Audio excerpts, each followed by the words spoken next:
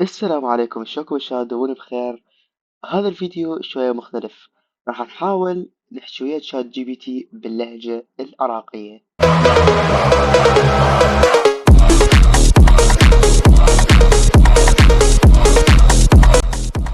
أول شي سؤال طبيعي، شلونك حبيبي؟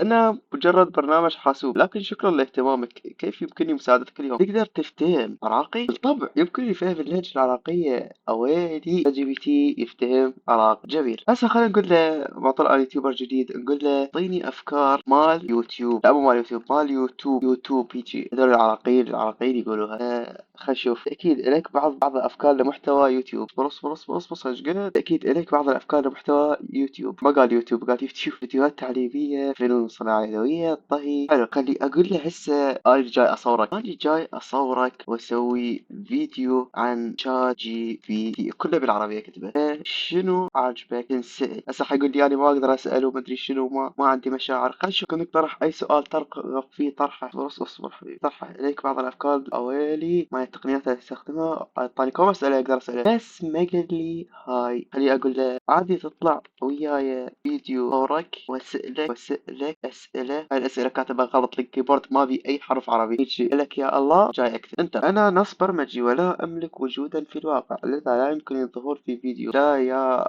كانت تكتب يا مطرب، بس هسه لا يا حبيبي أقصد أصور المحادثة. بالطبع يمكنك التقاط صور المحادثة أو نص منها، طرح أي سؤال. مو صورة، فيديو مال يوتيوب عادي كفرة.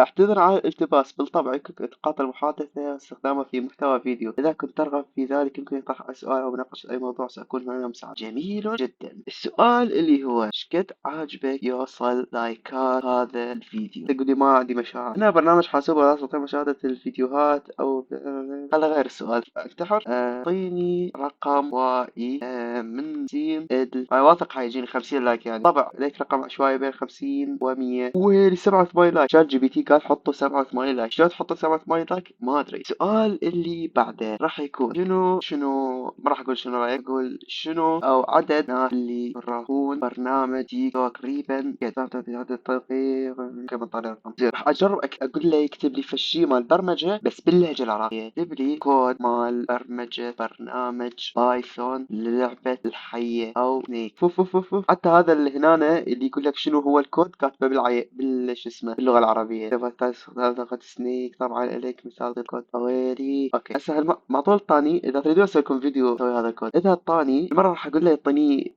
هيك اريد يحكي عراقي. اكتب كلمات مشهورة عراقية. ويلي اوكي. اني هاي راح اطق لها هسه صورة وياكم. احتمال كبير راح احطها بالصورة مال شو اسمه مال الفيديو. اكتب كلمات مشهورة عراقية. ولا استخدم التعبير عن الرفض او عدم الموافقة. انا عراقي اول مرة اسمع هاي اللعبة. اللعبة شنو الكلمة؟ صاحب تعني صديق او رفيق. صاحب اي صح نقول صاحبي وهاي الاشياء. باله يعني قمامة او فوضى. يلعن عبر عن الإياء او الغضب. والله صح. صلك تاخذ التأكيد على الكلام. صلك يوصلك مو بيصلك. ما عندكم رادة يعني عدم وجود خيار او حل. وعدكم رادة صح. حبوبي تعني صديقي او عزيزي. شنشل. اوكي خل اعيد. اقول لك اصبر. راح اقول له ترجم هذا النص للعراقي. النص هو I love potato chips. I love potato chips. انا احب شيبس البطاطا باللهجة العراقية رجاء. انا احب شيبس البطاطس حبيبي. حرفيا بس ضاف هذه حبيبي. انا احب شيبس البطاطس حبيبي. اعطيني لون عشواء. من جديد ولك احمر، من جديد ولك اخضر، من جديد ولك انا راح اقول اسود. اشنو برتقالي. برتقالي.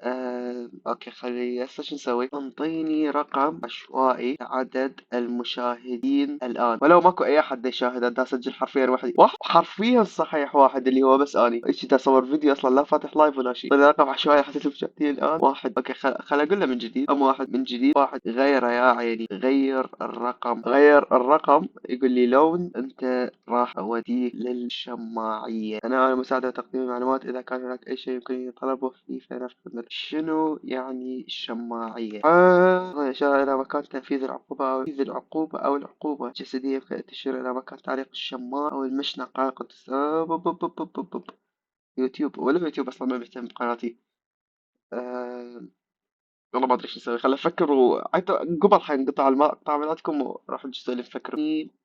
جواب واحد. شنو أسوي إذا بديت قناة يوتيوب. سبب واحد، سبب واحد. تحديد موضوع القناة، تحسين الجودة، إعداد القناة. حلو. الجودة أهم شغلة صراحة. ايفون 16 اللي هو بعد ما نازل بالساعة ايفون اصبر، الساعة الفخامة عرفتي حتى يناير 2022 لسه لدي هم مكفين عنا المعلومات لحد سنة 2022. شنو يعني ايفون؟ بس جاب هذا الاسم آية انطي لحظة عندي شغلة. شنو يعني قرصتني العقروبة؟ محل. عبارة قصتني عقربة هي عبارة عن حياة غير رسمية تستخدم بشكل شائع في الأجهزة العراقية. عبارة قد تكون طريفة وتحمل طابع فكاهي يجب فهمها في سبق الثقافي المحلي. قرصتني تشير إلى شيء ما يخص الشخص. لا، قرصتني يعني قرضتني أو هيك شيء. العقروبة قد تكون مصطلحا عاما يستخدم للدلالة على شيء ما أو لفظه، لذا قد يكون المعنى يعتمد على السياق الذي يتم استخدام العبارة فيه. أحب أقول لك قوم. شرح لي شنو قوم بي. عبارة قومي هي عبارة شائعة في اللهجة العراقية، وقد تستخدم الإشارة إلى مكان أو مجموعة من الأشخاص. يمكن أن يتغير معنى بناء على السياق التي يتم استخدامه. على سبيل المثال، إذا قال لك شخص ما تعال على تعال علي قوم بي، فأنا رسلت تعرف فقط على كلمة يو. هل هناك شيء محدد تحتاج المساعدة فيه أو ترغب في طرحه؟ أنطيني نكتة عراقية وشوية منها مصرية. الله. طب إليك نكتة عراقية. مرة واحد راح للدكتور. حلو ده يحكي بالعراقي. مرة واحد راح للدكتور وقال له: دكتور، عندي مشكلة. أنا كل ما أشرب الشاي يطلع من عيني. رد الدكتور: حاول أن تخرج الملعقة من الكوب قبل أن تشرب. وإليك نكتة مصرية. واحد راح للصيدلي وقال له: أنا أخذت دواء للذاكرة. أنا ليش بدي أحكي مصري ونسيت اسمه؟ ممكن آخذ واحدة تانية. رد الصيدلي: كان في إيه؟ هذا الرجل مش أنا اللي نسيت. أتمنى أن تكون قد أضحكت قليلا. حبيبي والله النكت تضحك، بس تافهة، واني إنسان تافه فضحكت. فرحتي إنك ضحكت. ضحك وأنت بقى قوم بي. لحظة خليني أقول لك. قوم بي اللي بقدر على فهم تحديد قوم بي. هل يمكنك تصحيح أو إعادة صياغة سؤالك؟ قوم بي تعني اذهب من هنا. مفروض. شكرا على التوضيح. في هذه الحالة قوم بي تكون كلمة عراقية تستخدم لدعوة الشخص انصراف أو الرحيل. شكرا على مشاركة هذا التعبير، وإذا كان لديك أي سؤال آخر اطلبه فأنا هنا. والله قهرتني. والله الموضوع يضحك. اوكي شباب، احنا وصلنا لنهاية الفيديو، وخلينا نشوف شات جي بي تي شنو راح يقول لنا. اعطيني كلمة حلوة متابعيني نهاية الفيديو. اوكي. اوكي شباب، شكرا لكم على المشاهدة، وأتمنى أن يكون الفيديو قد أضاف لكم لحظات سعيدة. نراكم في المرة القادمة. لا تنسوا الاشتراك وترك تعليقاتكم الرائعة. أتمنى لكم يوما رائعا.